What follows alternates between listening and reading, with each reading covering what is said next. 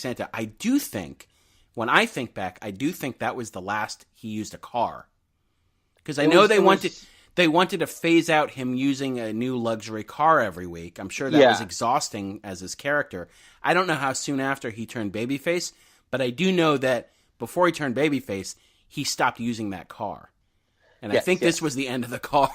But I think he is right about it leaning in towards his face turn, because he was very apologetic and felt bad rather than like, ha ha ha, I got Santa, I hit Santa with my car. Well, I mean, like the fact, and that kind of is weird for me because I remembered it as not being Foley. And so if they were playing it off as the real Santa, then I buy Del Rio. Right. But like, shouldn't he be happy that he hit McFoley? I don't know. Yeah, it's a lot to take in. Hey, did you see that Onion article that was? I'm looking at it now because I wanted to look it up. That sitcom characters still in shock after Christmas episode proves existence of Santa Claus, and it's like just the idea that like they wouldn't be able to just go on with life as normal after Santa showed up, like the old sitcoms where it's like it would end with like it was really him. Yeah, ho, ho, you'd hear the ho ho ho in the sky, and there'd be some glow outside the window. Yeah, like they met an old man, and it turned out to be Santa Claus. Yeah. That would just like then they like spend their whole life trying to find and prove the existence of Santa. They become so darkly obsessed with tracking him down. I saw him once, but then it gets super like twisted because then they have to like kill him. It's like not just find him and prove. It's like I need his head on my mantle. Right. The most dangerous game of Santa. That's where it went. That was where Till Death went, I think. Curtis, by the way, not from Flower Mound, from Seattle, actually provided in the email his specific geographical coordinates in case we wanted to, drone strike him? I don't know. But he reminds us that he was the one who brought the Cut to Chrisley sign to Raw some months back. Yes. So he is yes, I guess if we had a Patreon, he'd be, a hero, like in that top tier category. Mm-hmm. So from that was a nice trek into the Santaverse. I know Santa's appeared a few other times too. I know like Batista speared Santa, and Santa's a recurring character within the WWE universe. A little outside the ring news before we dive into some of the news from this past year, which is that right as the rumors are getting super strong about this new wrestling promotion starting up in the new year, sometime in January. I don't know if that's what the January 1st announcement's supposed to be, or if it's another sort of trolling thing by the Young Bucks, but All Elite Wrestling seems like it's going to be a super thing that's happening. There are reports that Cody and the Young Bucks turned down huge amounts of money by the WWE recently, that they were offered also a chance to buy Impact Wrestling, and they refused. And that this thing is going forward, this new wrestling promotion. I have no idea about what kind of TV deal they might have or are trying to get, or if Jericho and Jim Ross are also part of this company, or if Kenny Omega is going to be a part of it. But yeah, it looks like we might have some competition for WWE heading into the road to WrestleMania. And I assume a lot of stuff will be announced, if it is going to be announced, after Wrestle Kingdom, which is New Japan's WrestleMania style pay-per-view, which happens on January 4th. Mm-hmm. So not only is there more wrestling, but now, Eric, Impact Wrestling, which is a show I've wanted to give another shot to. Yeah, I was going to ask you about this. Is moving channels to a channel I actually get. Oh, you do get it? Okay, I get Pioneer Channel. I went home after I was out, and I read it online, and I went home and I checked, and I do get the Pioneer Channel, which is, Anthem, whatever that company is, Anthem Media, who own Impact. They have a huge stake in the Pursuit Channel. Pursuit Channel, and this is your lovely co-host's personal opinion, is hot garbage television because it's all goddamn hunting. Right.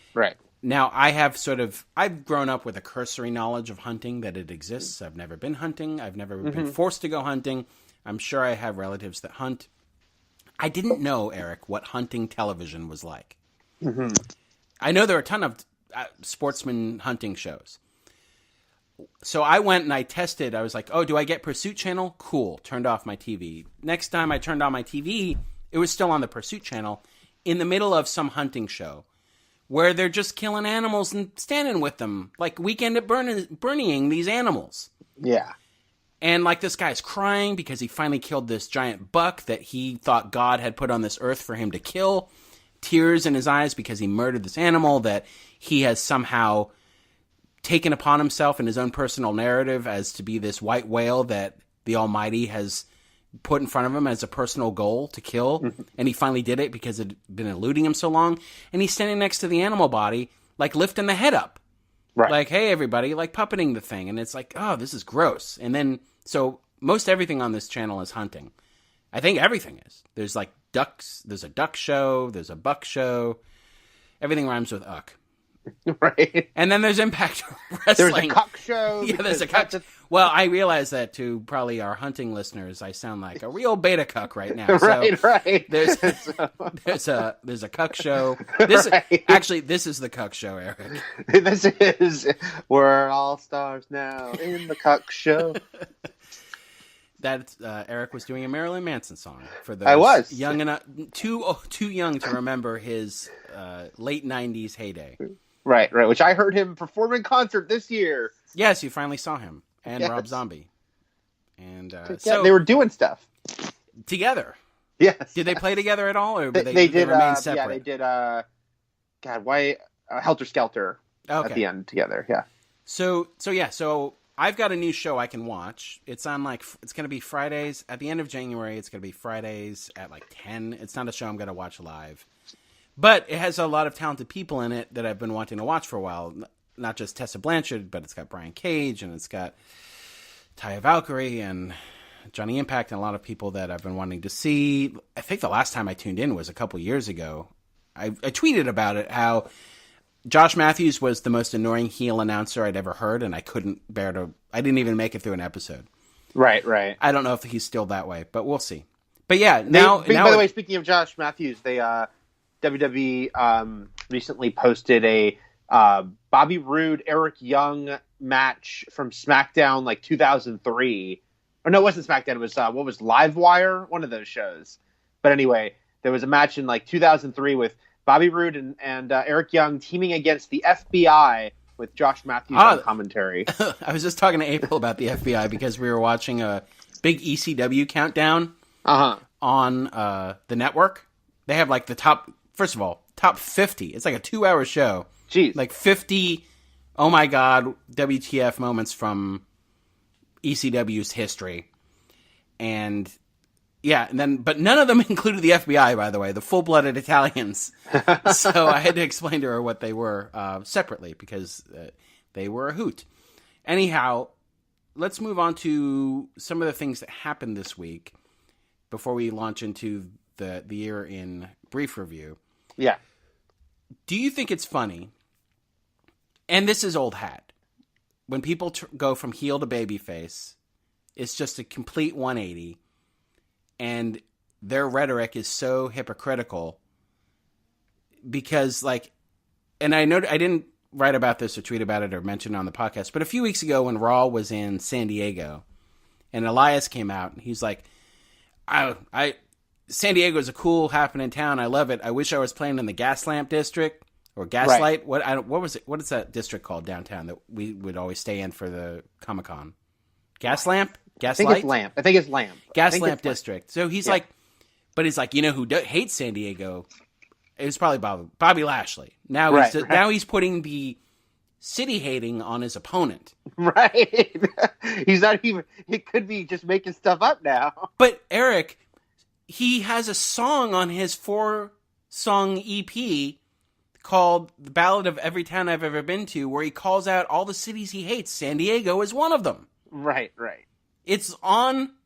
You can buy this song right now where he lists San Diego as a garbage burg that he hates.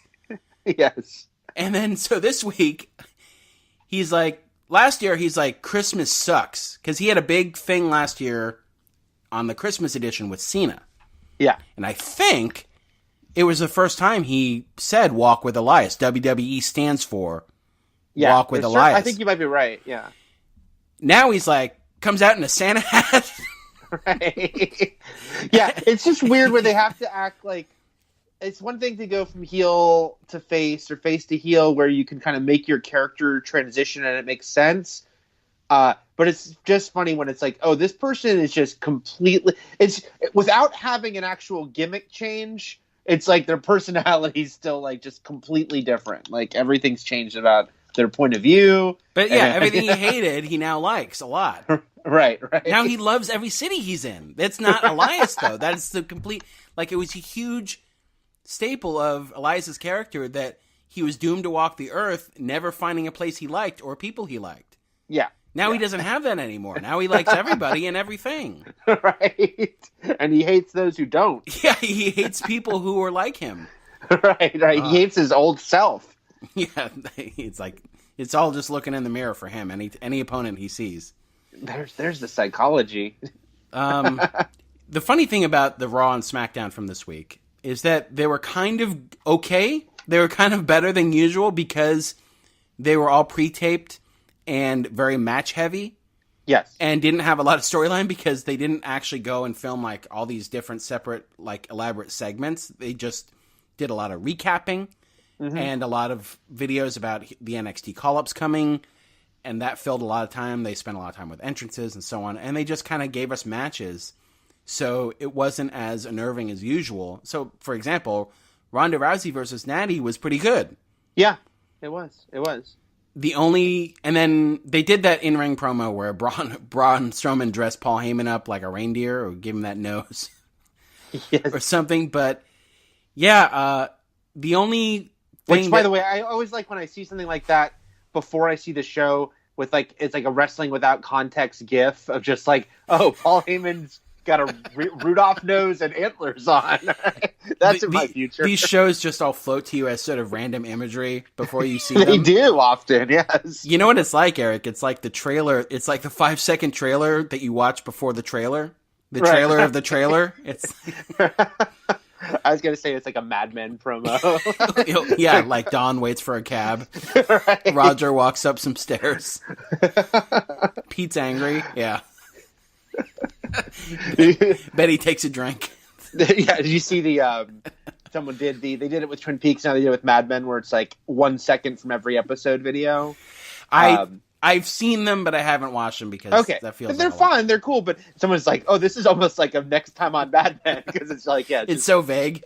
Right. Like if you now you go because they chose things that after the episode, of course, you're like, okay, I remember that, but yeah, it's like, oh look, people staring out a window, people